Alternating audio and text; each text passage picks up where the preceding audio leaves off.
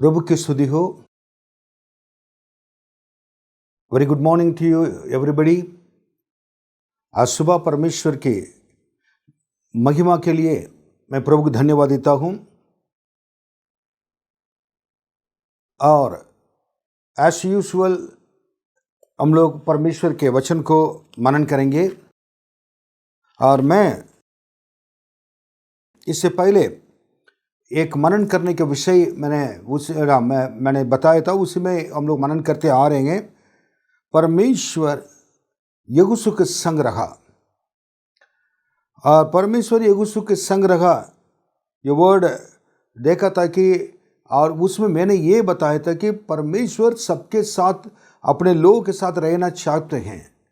अगर परमेश्वर अपने लोगों के साथ रहना अगर चाहें तो और हमारे जीवन कैसे होना चाहिए और किसके साथ परमेश्वर रहना चाहता है, उनके अंदर क्या योग्यता और आना होना चाहिए और क्या गुण होना चाहिए। सो ये चीज़ के बारे में बातें कर रहे थे। और मैंने पहले बताया था कि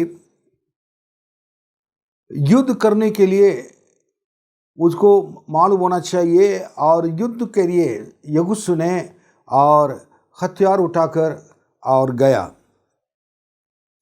सो युद्ध करने वाले के पास हथियार रहता है, और हमारे लिए भी एक आत्मिक युद्ध है।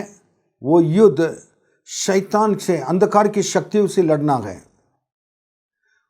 वो युद्ध के लिए परमेश्वर का हमारे पास हथियार होना चाहिए, और वो हथियार परमेश्वर का वचन है।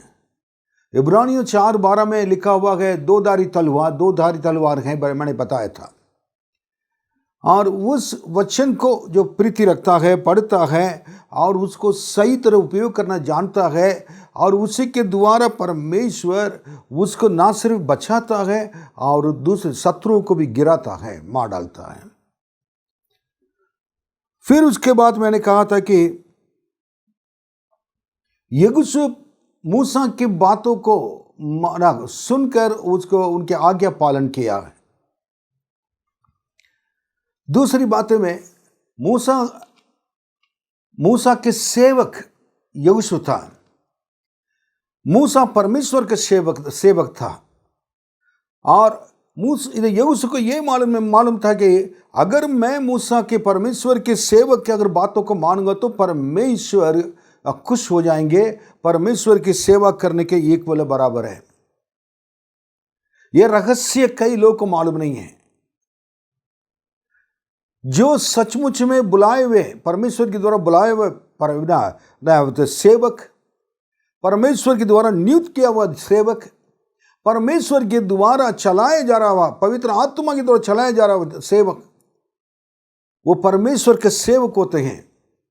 कोई भी हो, कोई भी कलीसिया का हो और कोई भी संस्था का हो, पवित्र आत्मा के द्वारा और चलाए जाने वाले लोग परमेश्वर के पुत्र, परमेश्वर के सेवक कहलाए जाते हैं।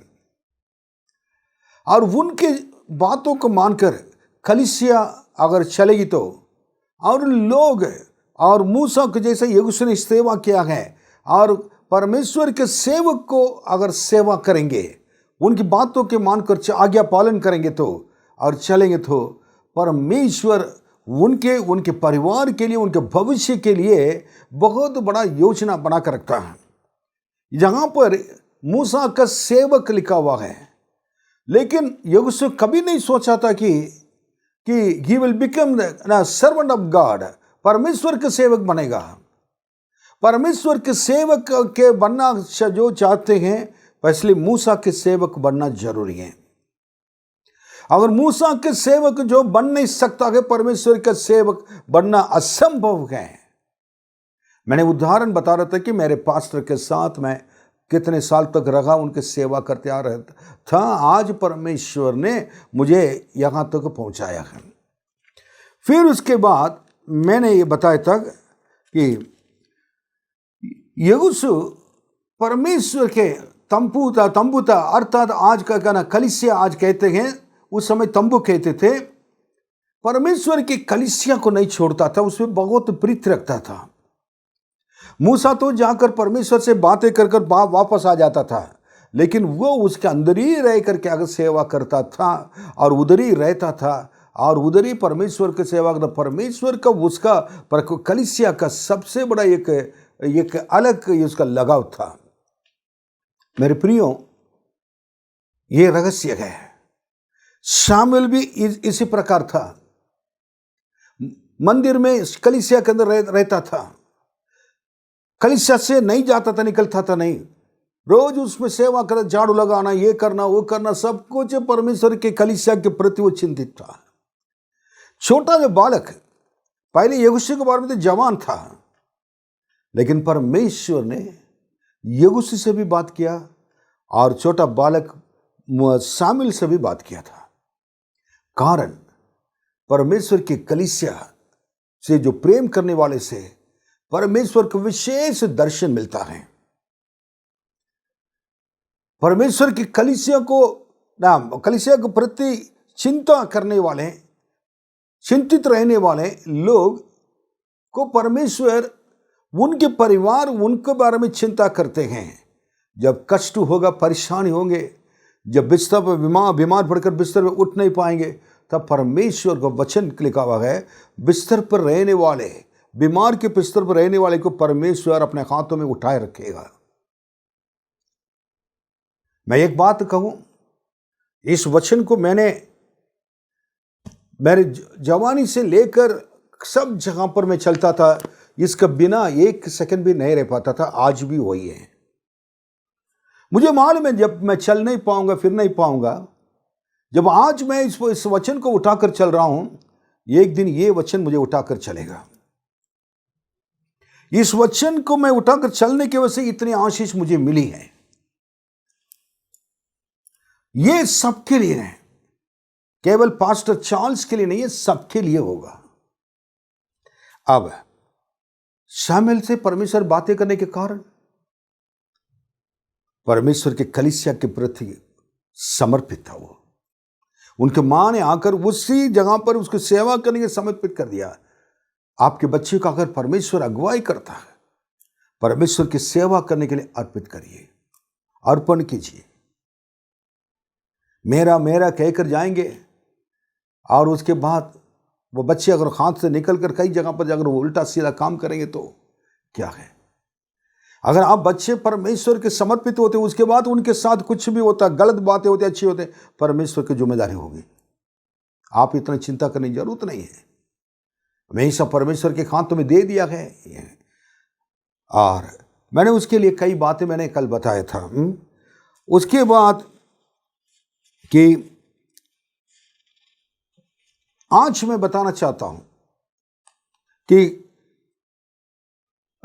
ये फोर्थ पॉइंट में बताना चाहता हूं। और ये परमेश्वर अगर किसी के साथ रहना तो क्या गुण होना चाहिए। मैंने पहले बताया था कि हथियार हाथ में होना चाहिए, अर्थात परमेश्वर के वचन। दूसरा, आज्ञा पालन परमेश्वर के सेवक का। तीसरा, और परमेश्वर के कलीसिया के प्रति एक समर्पण, एक प्रेम और एक लगाव होना चाहिए। मैं क्यों बार बार रिपीट कर रहा हूं? ताकि आपके दिमाग के अंदर, दिल के अंदर बैठ जाए, ना निकले। और अब और एक बातें हम देखेंगे। गिनती की किताब 14 अध्याय और 6वां वचन से लेकर 9वां वचन तक पढ़ेंगे। और नून का पुत्र यहोशू और यपुन्ने का पुत्र कालिब, जो देश के भेद लेने वालों में से थे, अपने अपने वस्त्र फाड़कर इजरायलियों की सारी मंडली से कहने लगे, जिस देश का भेद लेने को हम इधर उधर घूम कर आए हैं, वह अत्यंत उत्तम देश है।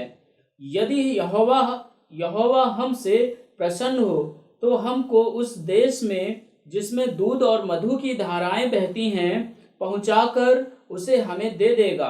केवल इतना करो कि तुम यहोवा के विरुद्ध बलवा ना करो और ना उस देश के लोगों से डरो, क्योंकि वे हमारी रोटी ठहरेंगे। छाया उनके ऊपर से हट गई है और यहोवा हमारे संग है उनसे ना डरो।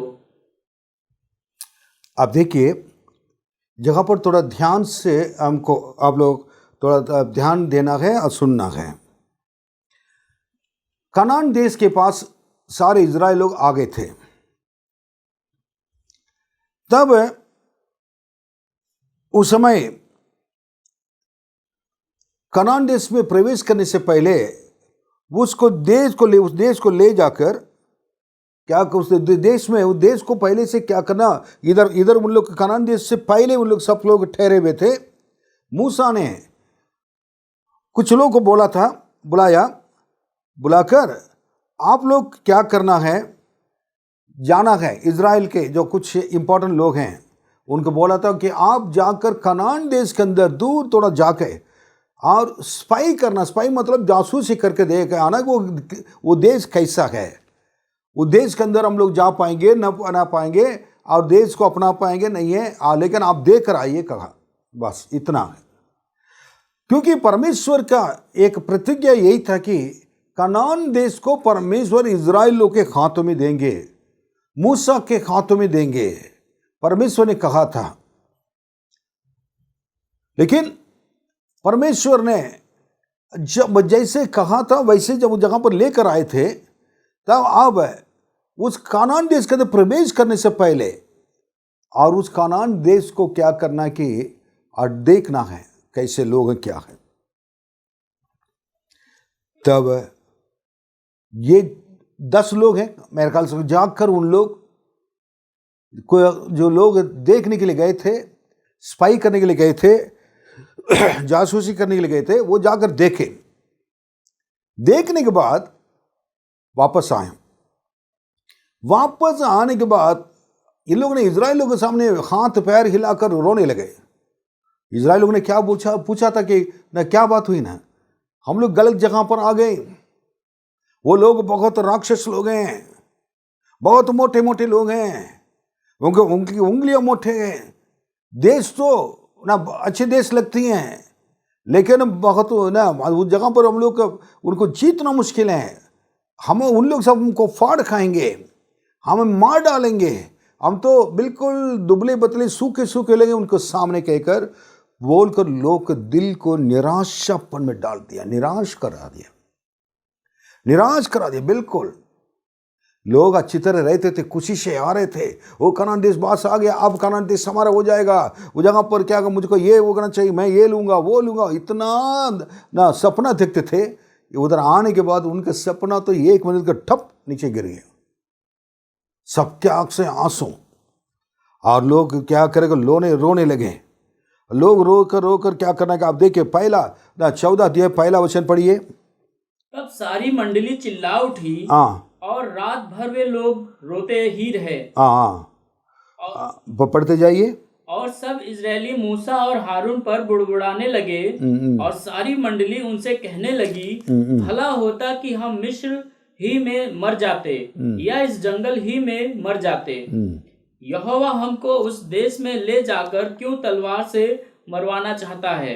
हमारी स्त्रियां और बाल बच्चे तो लूट में चले जाएंगे। क्या हमारे लिए अच्छा नहीं कि हम मिस्र देश को लौट जाएं? आप देखिए ये लोग क्या करेंगे, 12 गोत्र के एक करके उन्होंने क्या किया, लोगों को भेजा था। ये देखिए परमेश्वर के द्वारा चुने हुए लोग हैं। इतने दिन मूसा के संग रहकर क्या सीखा मालूम नहीं है। वो जाकर देखकर आने के बाद अविश्वास की बातों को लोग के सामने क्या कर दिया कि फैला दिया है। मेरे प्रियो, मैं कहना चाहता हूं इस बात को याद रखना है। कलीसिया में प्रभु यीशु को ग्रहण कर विश्वास कर ग्रहण कर और बपतिस्मा लेकर और आकर एक विश्वासी बनने के बाद अपने कलीसिया के लोगों को उत्साहित करने वाले, विश्वास के द्वारा प्रोत्साहित करने वाले वचन को हम हमेशा उनके सामने बोलना चाहिए। कमजोर लोगों को उठा कर रखना है, रोगी के लिए प्रार्थना करना है, जो लोग दुखित हैं उनके साथ हम दुख मनाना है, जो लोग खुशियां मनाना है, और उनको प्रभु के पास और नजदीक लेकर आना है।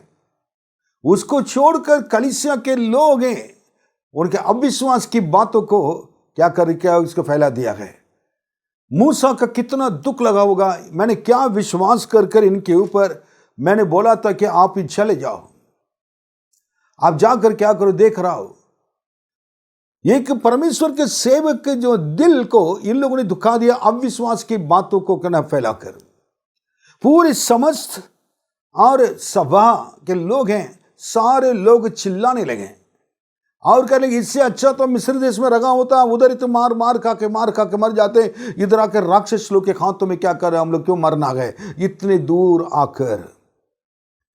तब उसके बाद उनमें से 2 लोग हैं, 2 पुरुष बहुत अच्छे थे। कलीसिया में भी कुछ ऐसे लोग रहते हैं जो अविश्वास से बातें करने वाले को काट कर उनको परमेश्वर के सेवक के साथ खड़े होकर, मूसा के साथ खड़े होकर बोलने के लिए परमेश्वर रखता है। जैसा यीशु मसीह के साथ 12 लोग थे, एक चला गया था, मर गया था, लेकिन 11 लोग पतरस के साथ खड़े थे, यीशु के साथ खड़े थे। वैसे यहोशू कालेब खड़े होकर लोगों को क्या बात बताए मालूम है? आप पढ़िए, अब 6वां वचन पढ़िए। और नून का पुत्र यहोशू और यपुन्ने का पुत्र कालिब जो लेकिन एक बात क्या है कि ये लोगों ने क्या कहा, 4 वचन पढ़िए, 4 से। आपस में कहने लगे, आपस में बातें करने लगे, आओ हम किसी को अपना प्रधान बना लें और मिस्र को लौट चले। आप देखिए कितनी बड़ी बात हो गई थी। अविश्वास की बातें होने के बाद उन लोग के अंदर आपस में निर्णय लेने लगे, आपस में बातें करने लगे। कितने मका पाप है परमेश्वर को। अब देखिए बात में परमेश्वर की गुस्सा कितना भड़कने लगे। कलीसिया के अंदर जो नहीं होना चाहिए था वो रखा गया। हाँ, वो हम लोग क्या करेंगे, इधर नहीं रहेंगे, अपने लिए ये क्या करेंगे, एक अगुवा हो, ये लीडर को तैयार करेंगे। कलीसिया टूट रहा है इधर। कलीसिया कभी टूटना नहीं चाहिए। परमेश्वर के द्वारा चलाए हुए कलीसिया के ऊपर, कलीसिया को बिगाड़ कर अविश्वास की बातों कहकर अगर कोई इंसान उसको तोड़ने के लिए अगर कोशिश करेगा, परमेश्वर उनके परिवार के ऊपर, उनके संतान के ऊपर बहुत बड़े युगाना पीढ़ी से पीढ़ी तक उनके श्राप नहीं जाता है। परमेश्वर की कलीसिया इन्होंने ऐसे आओ हम चलेंगे। उसके बाद क्या हुआ था इतना, तब मूसा, हारून और लोग और ये सारे लोग क्या गए, परमेश्वर के सामने क्या गए, इजराइल लोग के सामने गिर पड़े। और इसको देख रहा था यहोशू, कैलेब, उन्होंने तुरंत उनके गुस्सा आ गया है तुरंत। आप 6वां वचन देखिए, पढ़िए। और नून का पुत्र यहोशू और यपुन्ने का पुत्र कालिब जो देश के भेद लेने वालों में से थे, अपने अपने वस्त्र फाड़ कर देखिए उनके साथ गए हुए लोग में ये भी थे, जासूसी करने के लिए गए हुए थे देश के बारे में, कनान देश के बारे में, उनमें ये भी थे। 10 लोग तो क्या है कि गलत बातें करके कह दिया है। 2 लोग, ये लोग 2 लोग हैं क्या है कि उन्होंने अपने वस्त्र को फाड़ दिया गुस्से में। क्या गलत बातें लोग कह रहे हैं। तब उसके बाद उन्होंने क्या कहा था, 7वां वचन, इजराइलियों की सारी मंडली से कहने लगे, इजराइल की सारी मंडली से कहने लगे, जिस देश का भेद लेने को हम इधर उधर घूम कर आए हैं वह अत्यंत उत्तम देश है। यदि यहोवा हमसे प्रसन्न हो तो हमको उस देश में जिसमें दूध और मधु की धाराएं बहती हैं पहुंचाकर उसे हमें दे देगा। केवल इतना करो कि तुम परमेश्वर के विरुद्ध बलवा ना करो और ना उस देश के लोगों से डरो, क्योंकि वे हमारी रोटी ठहरेंगे। छाया उनके ऊपर से हट गई है और यहोवा हमारे संग है, उनसे ना डरो। बस देखिए उन्होंने कितनी बातें कही, 7 बातें कही, 7 वर्ड, 7 चीजें बहुत स्पष्ट रूप में से इजराइलियों के लिए कही हैं। क्या कहा था, पहली बात क्या है कि उन लोग जैसे कहते हैं वो रिपोर्ट सही नहीं है। हम लोग जो कह रहे हैं सुन लीजिए कहकर, जो देश हम लोग ने देखकर आकर पूरा अंदर जाकर घूम कर देखकर आए थे, वो कनान देश इज अ गुड लैंड। कितना उसको पढ़िए, कनान देश क्या है? वह अत्यंत उत्तम देश है। अत्यंत उत्तम देश है। देखिए, जिस देश को देखने के लिए भेजा गया था और उस देश को जाकर बनाओ, उस देश को अत्यंत क्या कि उत्तम देश है। आपको हमको परमेश्वर ने विश्वास के साथ इस संसार में रहते हुए जो हमारे लिए उत्तम देश है, स्वर्ग राज्य के बारे में और सही तरह लोगों को समझाने के लिए भेजा है। जगह लोग इस पृथ्वी पर हमारी कलीसिया आ गई, एक दिन उस जगह पर जाना है, इसलिए उस देश के बारे में बताने के लिए परमेश्वर ने आपको हमको इस जगह पर चुनकर रखा है। उस देश को लोगों को ले जाकर पहुंचाने के लिए विश्वास के ऊपर, जो विश्वास में कलीसिया में और जो कई साल तक रहते हैं और एक एल्डर के समय एक रूप में रहते हैं और भी आत्मिक अनुभव में रहते हैं, वो लोग क्या करना चाहिए और उत्तम बातों को बताकर लोगों को आगे बढ़ाना चाहिए। हमारे स्वर्ग यीशु मसीह जगत संसार में जब आए थे, जब भी मन फिराव के बारे में प्रचार किए थे, उसमें उस उत्तम देश के बारे में बताया। साथ साथ वो उत्तम देश क्या है? मन फिराव, स्वर्ग राज निकट है, उत्तम देश है। दिन फिर हम कहें कि मेरे नाम लोग कह रहे थे कि आप आपका खाना खा लीजिए, आप इधर आइए। वो कह रहे थे कि मेरे पिता के राज्य के कार्य में मुझको उस बिजनेस में बने रहना जरूरी है। परमेश्वर के राज्य, परमेश्वर के राज्य, परमेश्वर के राज्य क्रूस पर भी उन्होंने टंगे हुए थे, तब भी कह रहे कि आज तुम स्वर्ग लोक में रहोगे। उस उत्तम देश के बारे में हमेशा बताते रहते थे।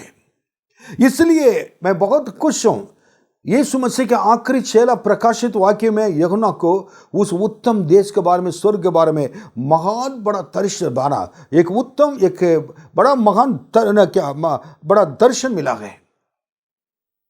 मेरे प्रियो, आपके रिपोर्ट क्या है? संसार में रहते हुए कितने लोग उस देश के बारे में अपने बताया है? जब भी लोग मिलते थे, नया नियम के आदि कलीसिया के लोग हैं, एक दूसरे से मिलते थे, उन्होंने क्या कहते थे मालूम है? मारनाथा, मारनाथा, मारनाथा कहते थे। हम प्रेज द लॉर्ड जय मसीह कहते, मारनाथा कहते। मारनाथा का अर्थ क्या? अर्थ यही है कि प्रभु यीशु जल्दी आने वाला है, इसलिए तैयार हो जाओ स्वर्ग राज्य में जाने के लिए। इसलिए ओके, ये बात बताए। दूसरी बात उन्होंने क्या कहा था, उसी में ही है, और पढ़िए। और एक देश उत्तम देश है। यदि यहोवा हमसे प्रसन्न हो, बस यदि यहोवा परमेश्वर हमसे प्रसन्न हो, ये बड़ी दूसरी बात है। कह रहे कि हम जाकर कर सकते हैं, हम अकेले नहीं कर पाएंगे कुछ भी। अगर परमेश्वर हमारे संग अगर रहेगा तो हम सब कुछ कर सकते हैं। और परमेश्वर रहने का किसके साथ रहता है? जिससे प्रसन्न होता है, प्रसन्न रहता है, उसी के साथ रहता है। अगर प्रभु मुझसे अगर कुछ नहीं है, मेरे साथ रहने के सवाल गए नहीं। क्या आप चाहते हैं प्रभु आपके साथ रहने के लिए?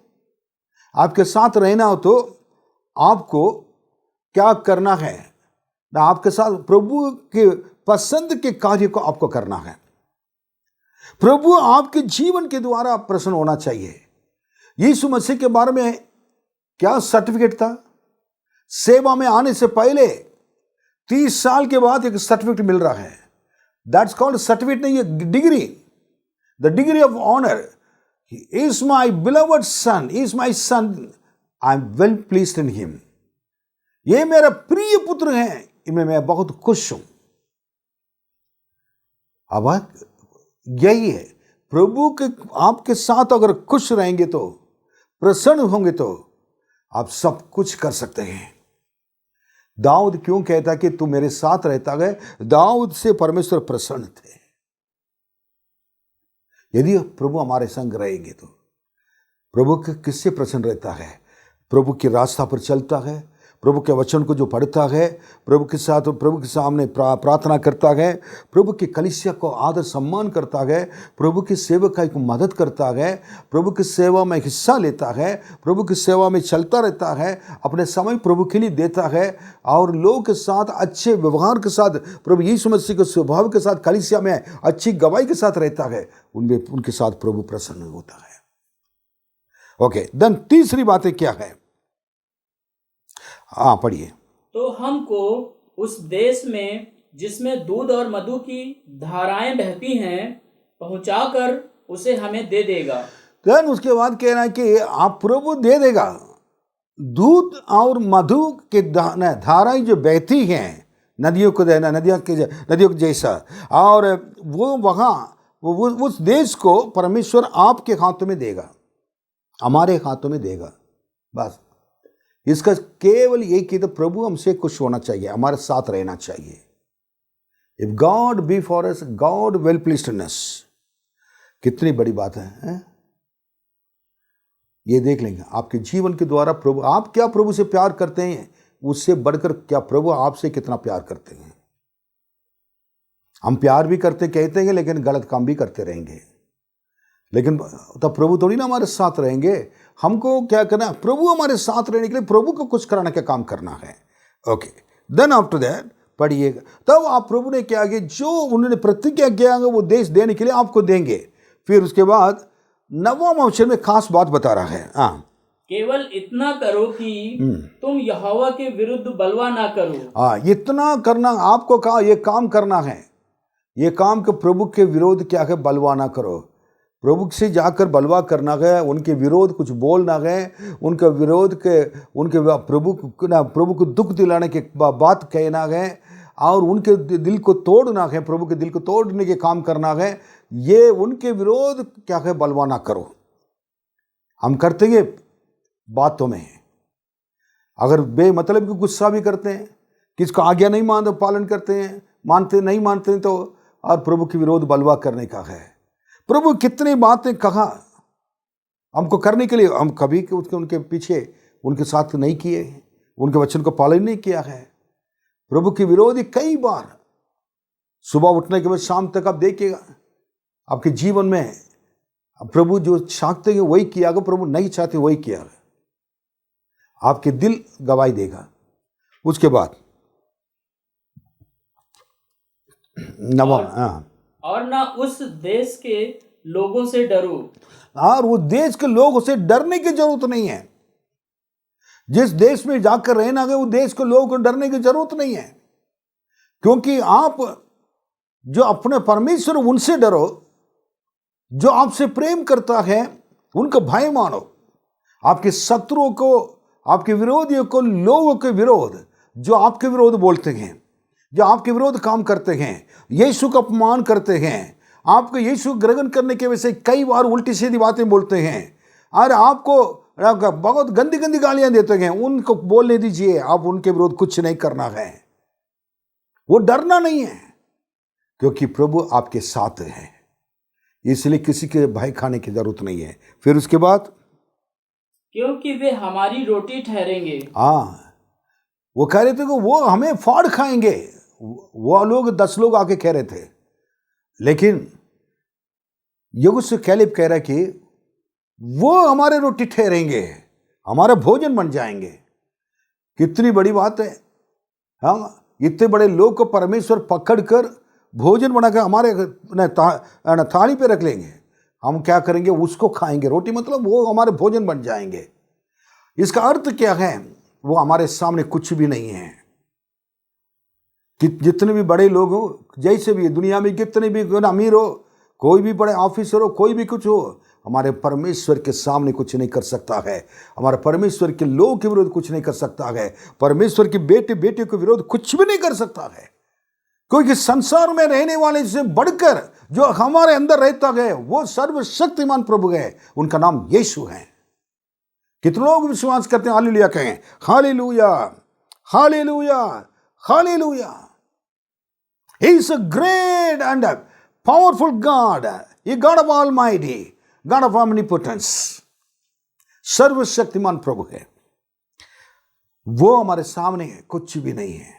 देन उसके बाद 5वां बात है, छाया उनके ऊपर से हट गई है और यहोवा हमारे संग है। जो उनके ऊपर जितनी छाया था, जिसकी बदौलत क्या वो जी रहे थे, वो जिसके सहारा वो जी रहे थे, अब क्या हो गया है, वो उनसे हट गया है। क्योंकि परमेश्वर आपको ले जाकर उस जगह पर पहुंचाना, तो उनके सहारा जितनी देर खटाएगा, खटाकर परमेश्वर के छाए में आप रहेंगे, प्रभु आपके साथ रहेगा और वो देश को आपको देगा।